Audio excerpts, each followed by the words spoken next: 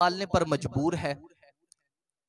यानी अल्लाह रब्बुल इज्जत अगर मखलूक को पालता है तो वो मजबूरन पालता है। जैसा कि बादशाह देखें, बादशाह ने अपनी सल्तनत बचानी होती है तो वो क्या करता है, उसके जो मुलाजमीन होते हैं वो उनकी खिदमत करता है, उनको पालता है। क्यों? क्योंकि उसे डर होता है कि अगर मैंने इनको ना पाला, इनकी खिदमत ना की तो फिर मेरी सल्तनत खत्म हो जाएगी। तो वो अपनी सल्तनत को बचाने के लिए अपने मुलाजमीन की खिदमत करता है। हालांकि अल्लाह रब्बुल इज्जत इस काम का ये मोहताज नहीं है। क्यों? क्योंकि अल्लाह रब्बुल इज्जत सारे जहानों का पालने वाला है और मेरा रब मजबूरन नहीं पालता, बल्कि अल्लाह रब्बुल इज्जत ने आगे जवाब इरशाद फरमाया कि अर्रहमान रहीम, मैं अपनी मखलूक को मजबूरन नहीं पालता बल्कि मैं अपनी रहमत के साथ पालता हूँ, बल्कि मैं अपने करम के साथ पालता हूँ। आगे अल्लाह रब्बुल इज्जत ने इरशाद फरमाया मालिकी यौमिद्दीन, यानी यौमे जज़ा, यानी क़यामत के दिन का मालिक है। तो यहाँ एक बात बहुत जरूरी है कि आप देखें कि जो बादशाह होता है उसकी मलकियत में शहर भी होते हैं, कस्बे भी होते हैं, गांव भी होते हैं, लेकिन जब उसका नाम लिया जाता है तो वो क्या कहा जाता है कि शाह हिंद, शाह दिल्ली या शाह पाकिस्तान, यानी पाकिस्तान का बादशाह, हिंदुस्तान का बादशाह। तो इसका मतलब ये नहीं होता कि शहर और कस्बे उसकी मलकियत में नहीं है, बल्कि शहर और कस्बे भी उसकी मलकियत में होते हैं, लेकिन उसकी अजमत को बयान करने के लिए कहा जाता है कि ये हिंदुस्तान का बादशाह है, ये फलां जगह का बादशाह है।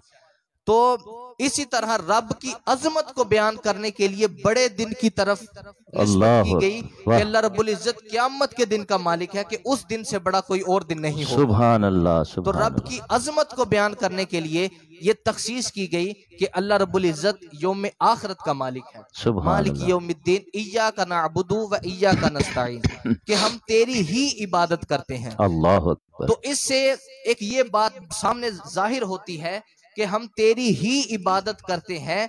तो इससे एक ये माना मिलता है कि हम तेरी ही इबादत करते हैं, कि जब हम रब की इबादत करते हैं तो हमारे जहन में ये बात होनी चाहिए कि हम रब की ही इबादत कर रहे हैं। सुभान अल्लाह। हालांकि अक्सर देखने में आता है कि हमारे जहनों में ये सवाल होते हैं कि जब हम रब की इबादत करते हैं तो हमारे जहन में ये सवाल होता है कि हम रब की इबादत करेंगे तो रब हमें जन्नत अता फरमाएगा। अल्लाह अकबर।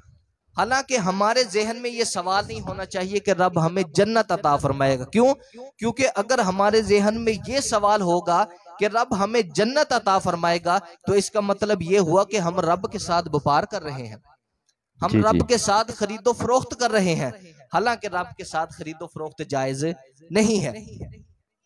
मालिकी यौमिद्दीन, इय्याका नअबुदु व इय्याका नस्तईन, यानी हम तेरी ही इबादत करते हैं और तुझसे ही मदद तलब करते हैं।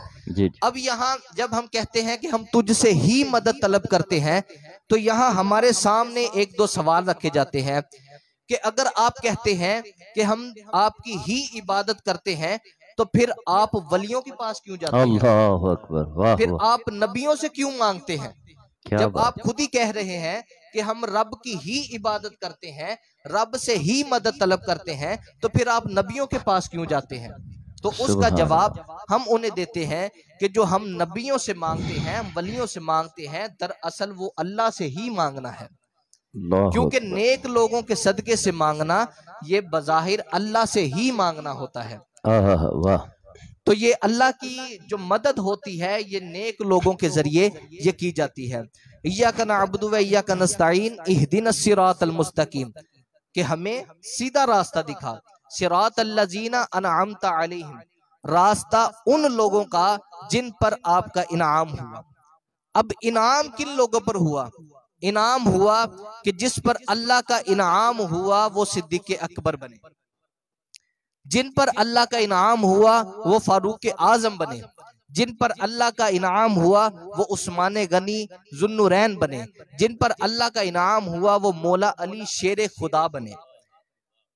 आगे फरमाया सिरातल लजीना अनअमता अलैहिम, यानी हम उन लोगों का रास्ता, अल्लाह ने कहा कि उन लोगों का रास्ता तलाश करो जिन पर अल्लाह ने इनाम किया है।